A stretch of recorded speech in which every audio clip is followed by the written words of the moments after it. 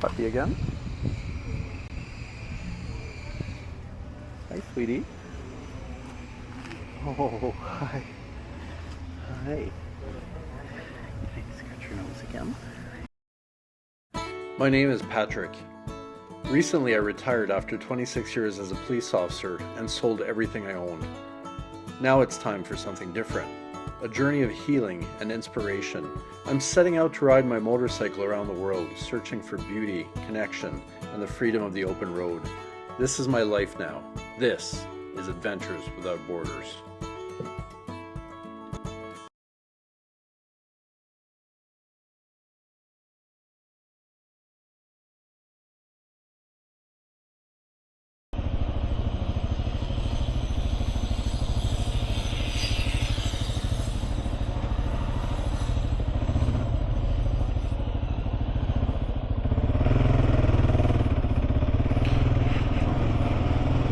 Hey, good morning.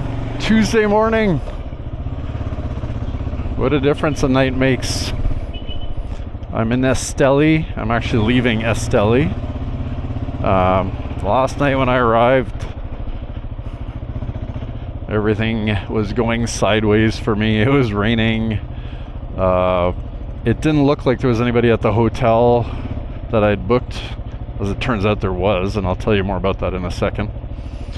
And I ended up staying in a really nice chain hotel, actually, which, although a bit more expensive, worked out for me.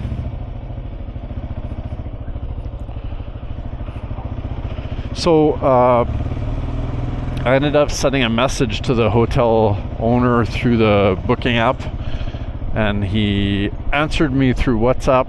He's a guy from France, actually. And he felt really bad. He said he was doing some work in the back, didn't hear me knocking. And, you know, there's no signage on the building that says hotel. There were no lights on. Again, it was raining. I had had a pretty crappy day, so I started making plans for a different hotel. And by the time he got a hold of me, unfortunately, I had already checked into the other hotel and whatnot. But he invited me over for coffee this morning, so I was just there. We chatted for a bit. It was actually really insightful. He's been living here for like 7-8 years. Runs a hotel with a little restaurant, and he's just opening a second hotel up.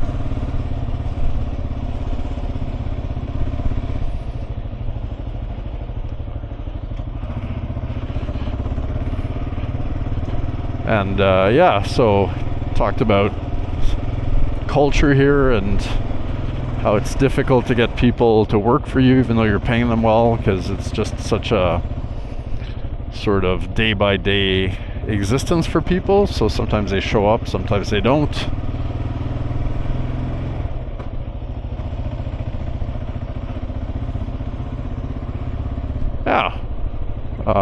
Anyway, nice guy.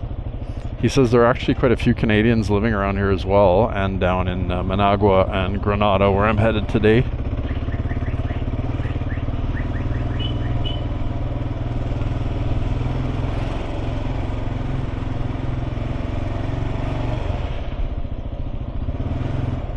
Okay, so I gotta go right here.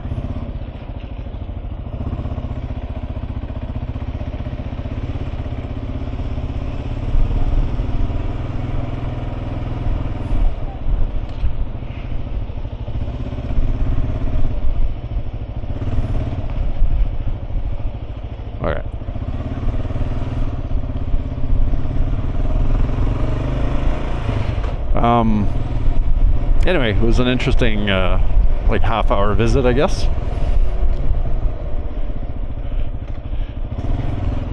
He's got a pretty nice place too. Like it's simple, but it's homey, and like he cooks for people and whatnot, so it's more of a personal experience than staying at a chain hotel.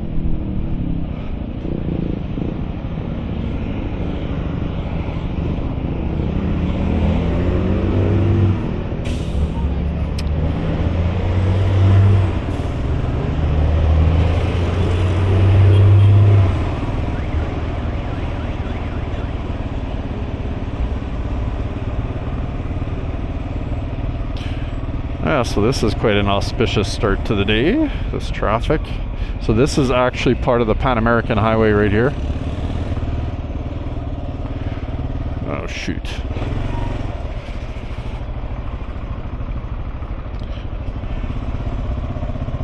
I don't know if I can fit through there. No.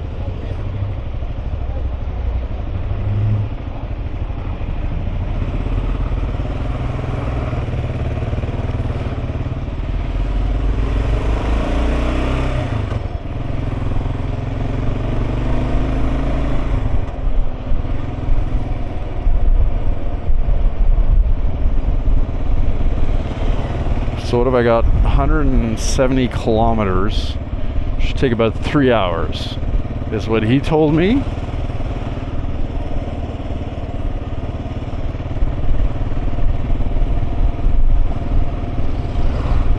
Which I believe. And it is just before 11 now. So that's good timing. I don't have to feel rushed at all.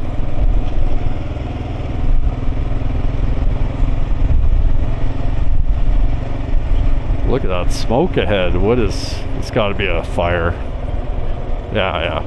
I thought maybe it was coming from a truck at first. What in God's name? Ugh.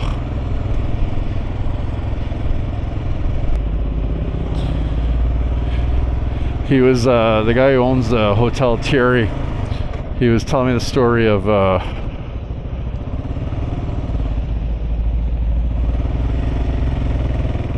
when he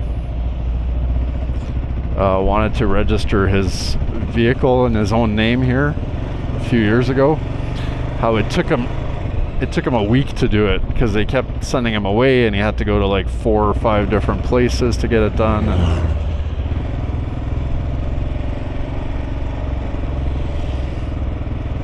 And that's just life here, I guess.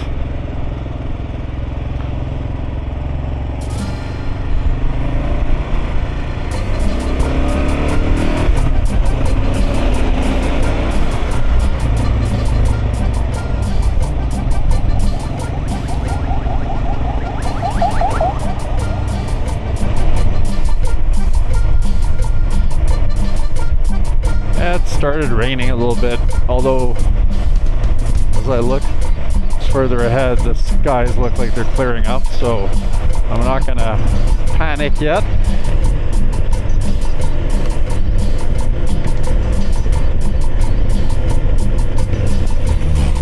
I might need to take the camera off though, if it gets much harder. Yeah.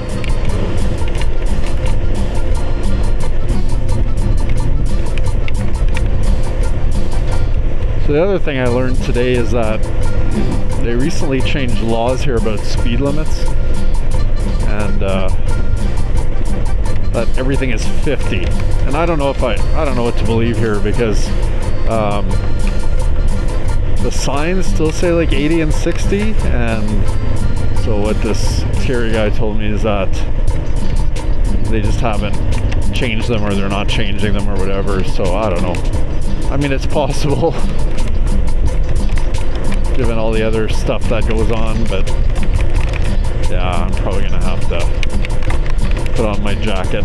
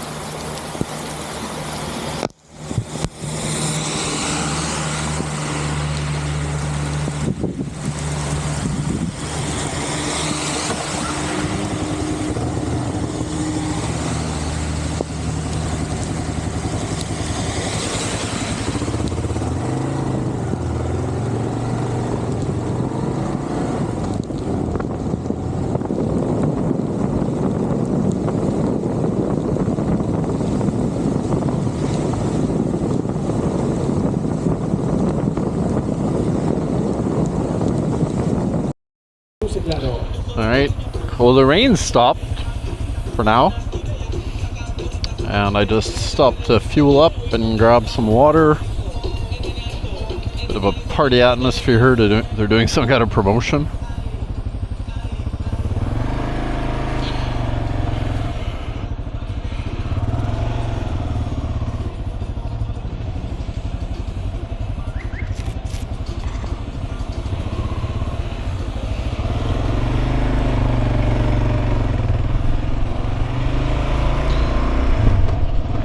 And we're off again. I don't really know where I am in terms of what the name of this place is, but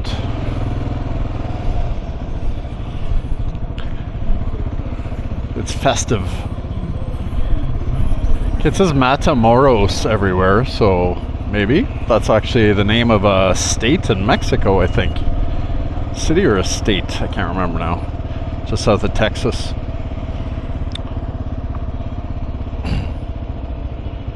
It's a bit of a different take on the tuk-tuk here. It's more of a rickshaw situation.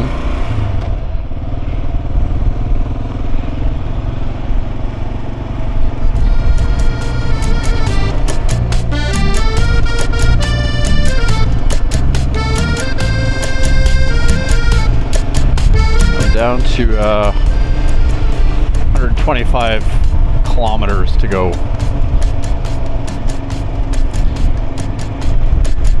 So yesterday I noticed when I was uploading or downloading, I guess, my video from my helmet cam that for some reason I don't know what I hit, but it goes into like a tighter frame. So I apologize for that, because what that does is it accentuates every time I move my head because it's like zoomed in. So I think I fixed it. Hopefully this video's on the proper setting.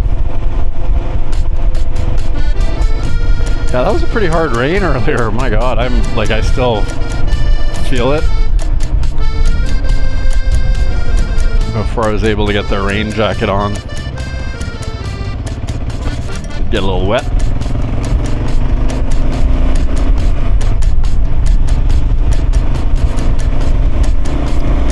After 2 days of rain here, I'm gonna have to give the chain a little bit of TLC. I don't know if I'll get used to seeing people packed into trucks and trailers like cargo. It's different. Yeah, so back to the guy I was chatting with this morning, Thierry, the French dude who owned the hotel. He was telling me about these speed limits and they're doing that to prevent collisions, but they don't do anything to promote people actually driving safely other than getting them to slow down. They don't really enforce the helmet laws.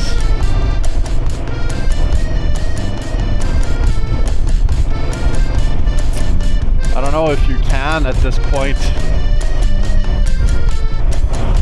like implement driver training and stuff like that. I mean, you can always do it, but then you have to take into account the fact that most people wouldn't have an ability to pay for it. I think it's all still doable as a social program, and it pays off with lives saved and injuries prevented, but there has to be a will and the people have to buy into it.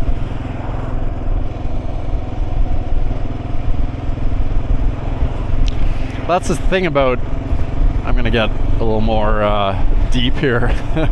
That's the thing about legislation and policy and stuff. If people don't buy into it because you haven't done a good enough job of explaining it and explaining the benefits, it's almost pointless.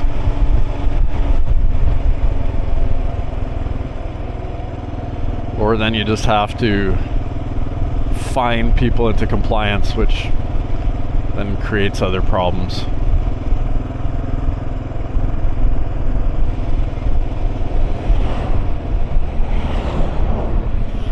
seatbelts are an interesting example of that, right? So in a lot of cultures, people don't wear their seatbelts and you're seen as weak if you do, or scared or whatever.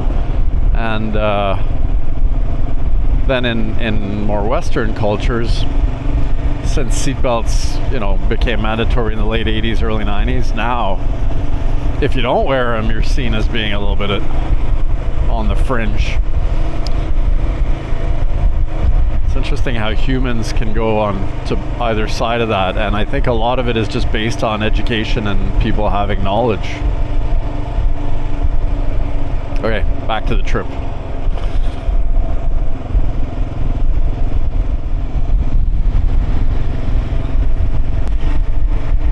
I just turned off the Pan American because that goes into Managua, which is the capital, and I need to take this smaller route into Granada.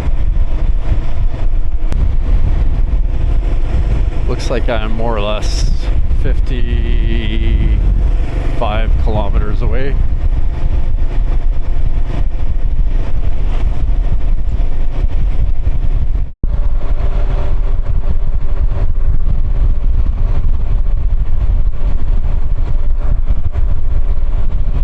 On a pretty drawn out long descent here. The scenery is quite nice, actually. About 90 kilometers out of Granada.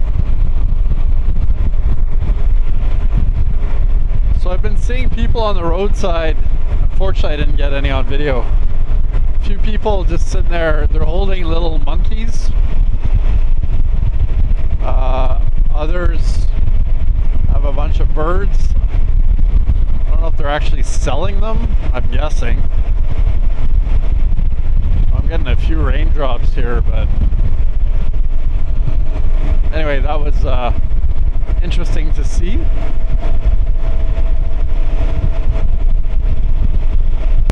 Like, it looked like one of those little, I saw two of them, but those capuchin, or I'm not sure exactly what they're called. For those who are old enough, the same monkey as Marcel on Friends. Capuchin, maybe?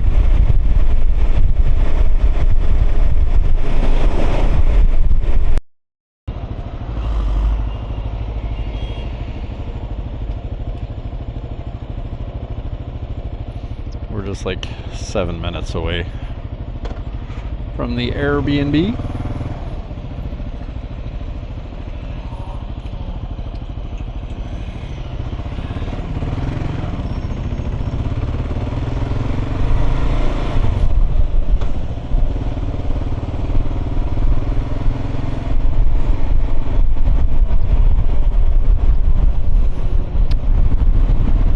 You go through all the sort of little restaurant areas and you get a nice smell of all the meat grilling and whatnot.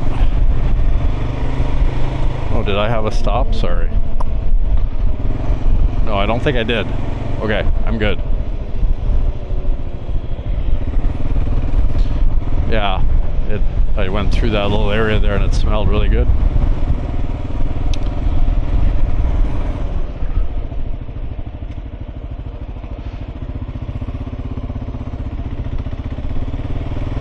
I have no idea what kind of car that is. Something Chinese, potentially.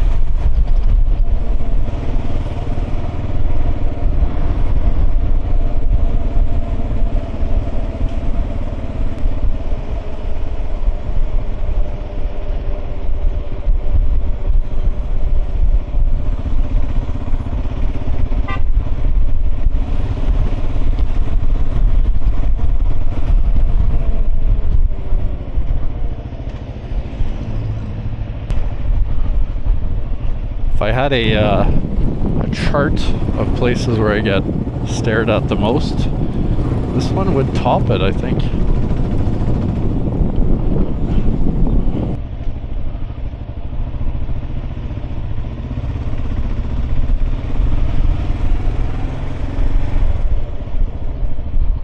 Cool.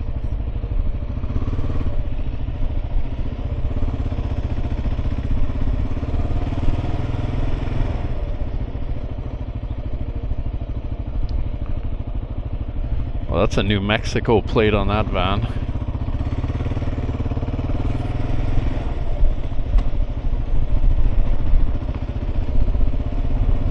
That's, I think, the first van lifer I've seen.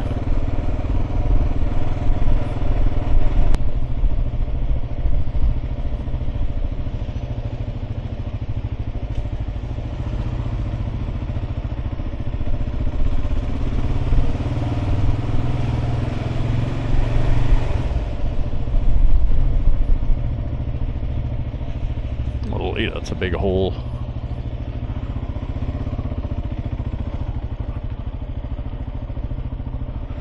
Thing.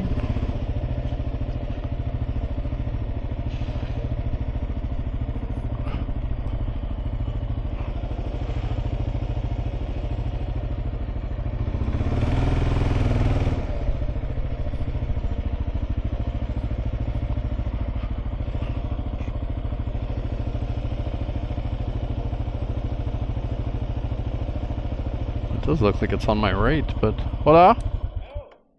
¿Cómo está? ¿Es Airbnb? ¿Aquí? ¿So no está el...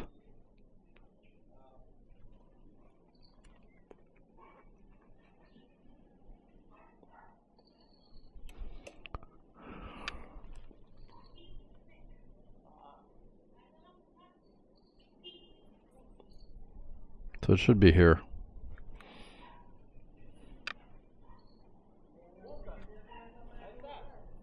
Ok, gracias.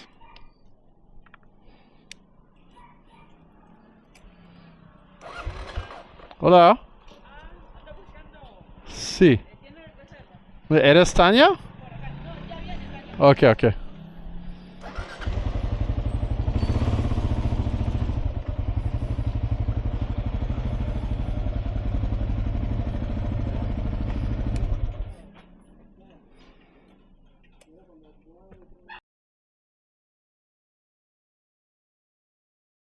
Hey, I'm here in Granada at my Airbnb, just doing a little bit of research into the history of Granada and Nicaragua as a whole, I guess, and I came across a really interesting story.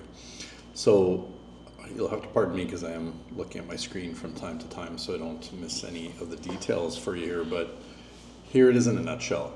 So in the mid-1800s, there's an American guy named William Walker. And Walker he's a physician, a lawyer, journalist, and a mercenary, which is super weird. So he really embraced the doctrine of manifest destiny, which was the doctrine that the United States has a God-given right to grow and expand its lands into even other countries that are already inhabited, right? So he would organize these unauthorized military expeditions into Mexico and Central America. And at the time, that was known as filibustering. Now, today, filibustering is like delaying political proceedings. But back then, it was apparently like organizing a private army and invading another country.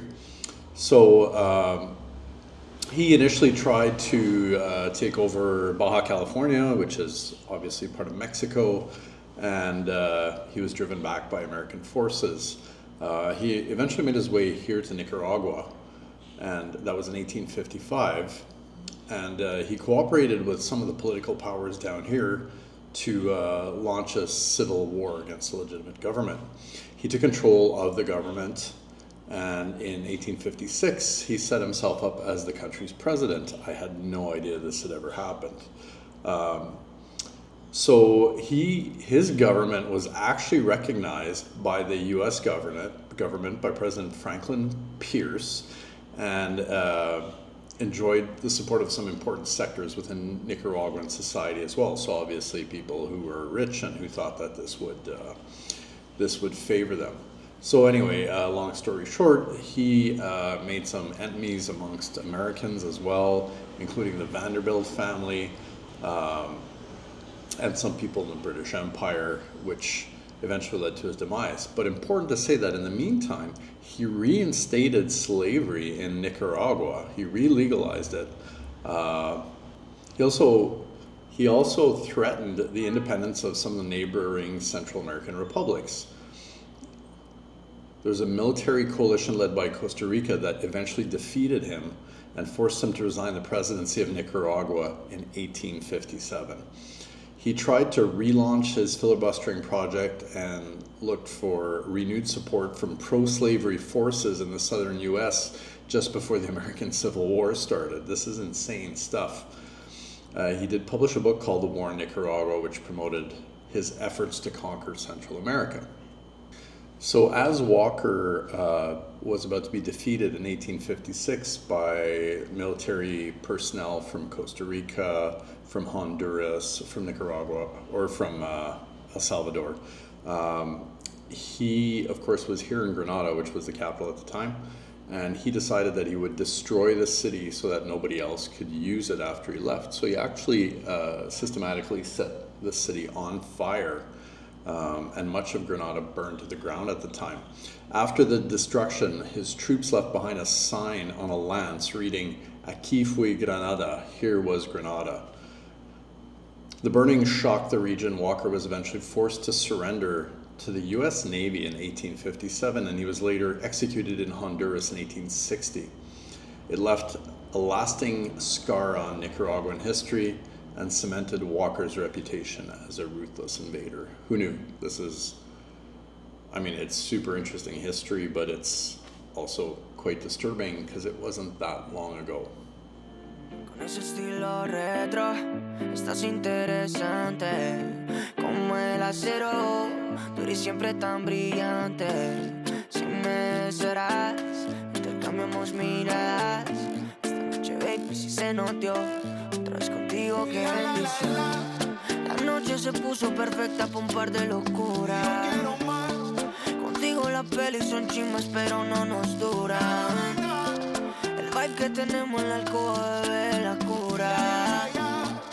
Porque esta noche somos más que amigos. Bailemos suave, que pa' disfrutarlo es la clave. Yeah, bailemos suave, baby, que la clave. Baby, que esto se puso intenso. Saca lo salvaje, como te quiero, y así bien elegante. Es que tengo un party en la casa mía, y solo te quiero a ti, con tu mejor lencería. La noche se puso perfecta pa' un par de locuras. Contigo las pelis son chismes, pero no nos duran. El vibe que tenemos en la alcoba, bebé, la cura. Que esta noche somos más que amigos. Bailemos suave, que pa' disfrutarlo es la clave. Yeah, bailemos suave, baby, que la clave. Bailemos suave, que pa' disfrutarlo es la clave. Yeah, bailemos suave, baby, que la clave. Gracias. Viene de Canadá. Sí. Es mi